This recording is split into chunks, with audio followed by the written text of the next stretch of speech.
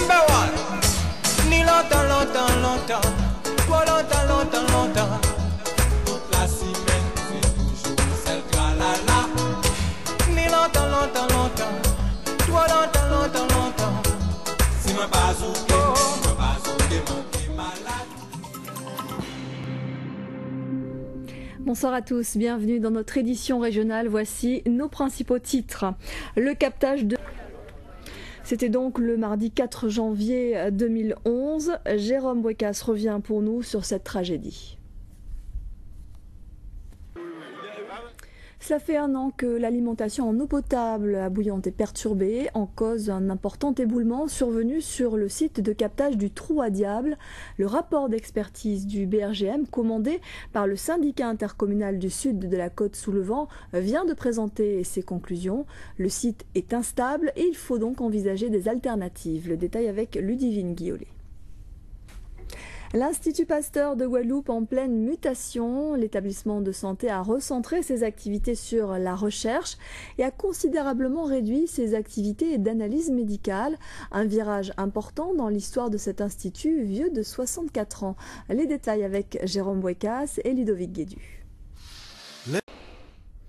Le scandale des prothèses mammaires PIP n'épargne pas nos régions. Selon l'Agence régionale de santé, environ une dizaine de Guadeloupéennes sont porteuses de ces prothèses défectueuses. Elles sont une trentaine en Martinique. Dans l'île Sœur, justement, il s'agit surtout de femmes victimes de cancer du sein et qui ont bénéficié d'une reconstruction mammaire. L'une de ces femmes a accepté de témoigner. Elle a fait part de son inquiétude à Franck Zozor et Thierry Porchel. Invité de notre édition de 13h, Patrick Saint-Martin, le chef du pôle veille à l'Agence régionale de santé, a précisé qu'un recensement des femmes concernées par ces prothèses était en cours en Guadeloupe. Elles doivent toutes être informées de la décision du ministère de la Santé. On l'écoute. Patrick Saint-Martin qui répondait à Laura Séné, et pour en savoir plus sur ces prothèses PIP, il existe un numéro et un site internet à la disposition du public. Le numéro s'affiche 05 90 80 90 84, le site www.ars.guadeloupe.santé.fr. De nouvelles mesures en matière de sécurité routière. Le gouvernement serre la vis. Certaines infractions, comme l'utilisation du téléphone portable au volant, vont désormais coûter plus cher, généralement établies à 35 €.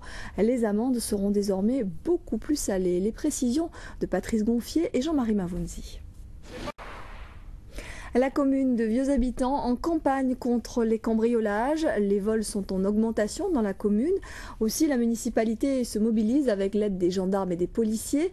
Ces derniers ont fait du porte-à-porte ce matin pour sensibiliser la population.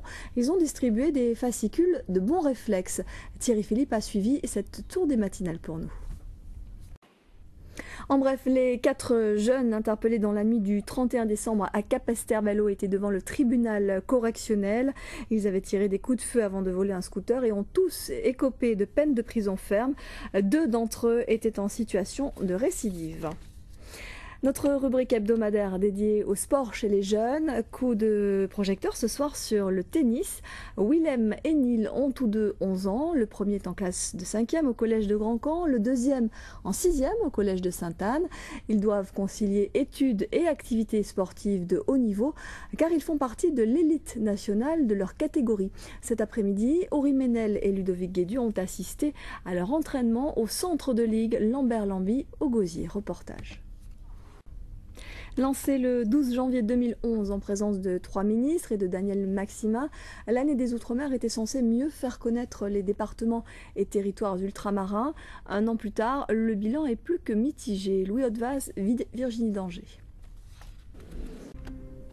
Dans quelques instants, juste après la météo, à 20h, votre magazine en créole Tandacaillou présenté par Rémi Senneville. À 20h25, votre série Les Bleus, premier pas dans la police, 2 épisodes. Et puis à 22h05, Échappée belle nous emmène en République dominicaine. Demain à 13h, vous retrouverez Laura Séné. Nous on se donne rendez-vous comme chaque soir à 19h30. Très belle soirée. Si ma pas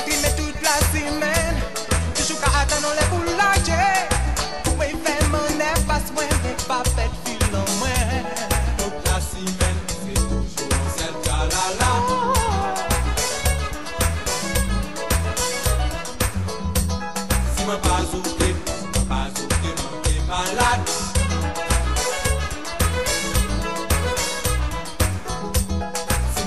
ajouter, c'est pas ajouter, mais c'est malade.